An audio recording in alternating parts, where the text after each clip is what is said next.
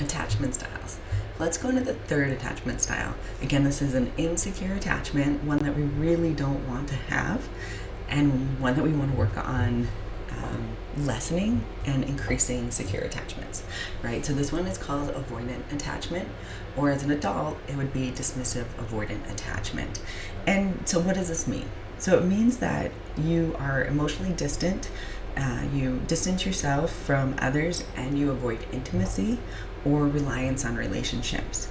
Again, typically develops in childhood, and this is when your caregiver is unresponsive, dismissive, or unavailable. And it's going to lead the child to learn to depend on themselves rather than seeking emotional support from others. So what's some key characteristics of this type of attachment style?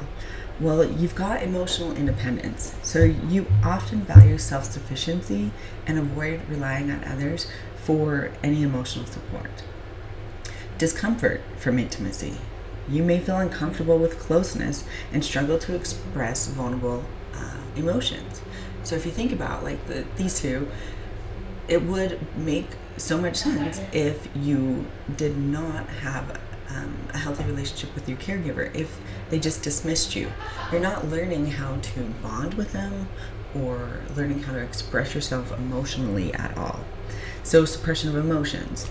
You tend to downplay or suppress your feelings, both to yourself and to others.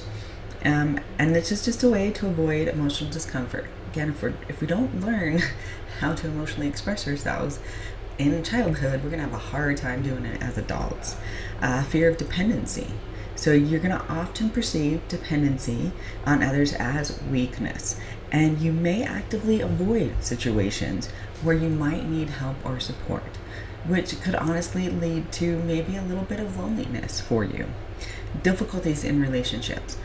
While you may desire a relationship, you may often keep your partners or your loved ones at an emotional distance, fearing that intimacy could lead to rejection or your loss of autonomy. Remember, you spent a lot of your childhood doing things yourself, figuring it out yourself. You don't want to give up that autonomy. It's a little bit scary. Strong boundaries. So you may create rigid emotional boundaries and can withdraw from conflict or intense emotions to protect yourself. Again, we haven't learned this stuff, so why would we automatically know how to do it as an adult? It's going to be a whole lot harder to learn.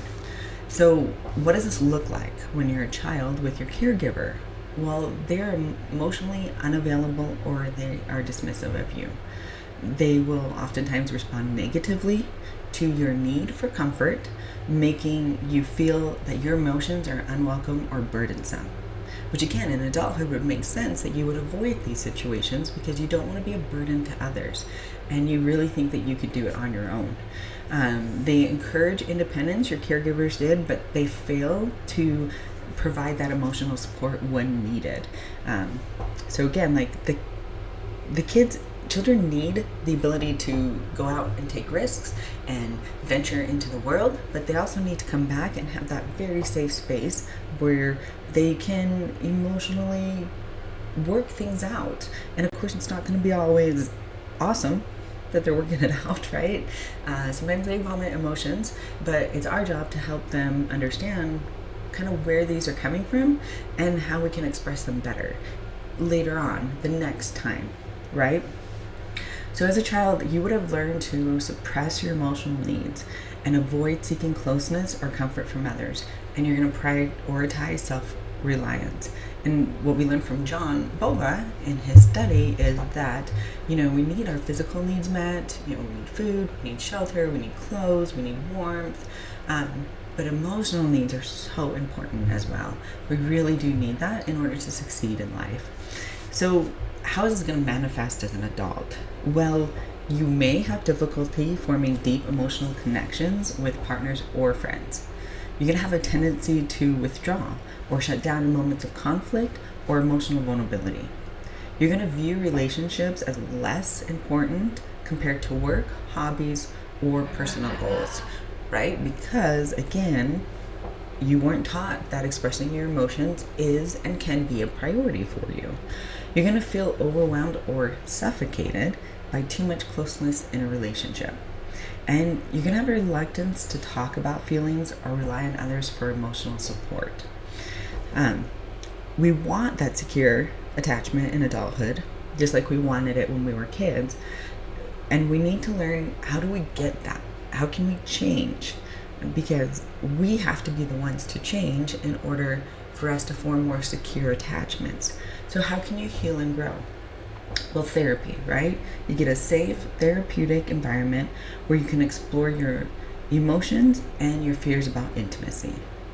You're going to practice vulnerability. We're going to gradually open up to trusted people and express emotions, that you can build trust and reduce fear of closeness. So that really is like exposure therapy right there. We're exposing ourselves to something that we don't like over and over again, practicing so that it gets more comfortable. So in the end, we can just do it automatically. Learning emotional awareness. We're going to develop skills to identify, understand, and process our emotions that can counter the tendency to suppress them. We're going to have to start to open up a little bit. Healthy relationships. Being with emotionally available and supportive partners or friends can help build security. And it's mirroring, right? Like what you're doing as an adult when we have this attachment style is we're mirroring our childhood and what we were taught. But we want to mirror healthy relationships. So it's important to seek those out and to work on yourself so you draw those people towards you. Mindfulness and self-compassion. Becoming comfortable with one's emotions and reducing self-critical tendencies can foster growth. So this is like all great and everything, but when you put it in practice, it can be super hard for people. And I always like to say that, you've spent almost 2 decades learning a behavior that is not healthy, if that's what you learned. And it's not going to happen overnight from 2 decades, and then plus if you continue to live it in adulthood, where in a month or 6 months you're going to have these secure attachments all around you.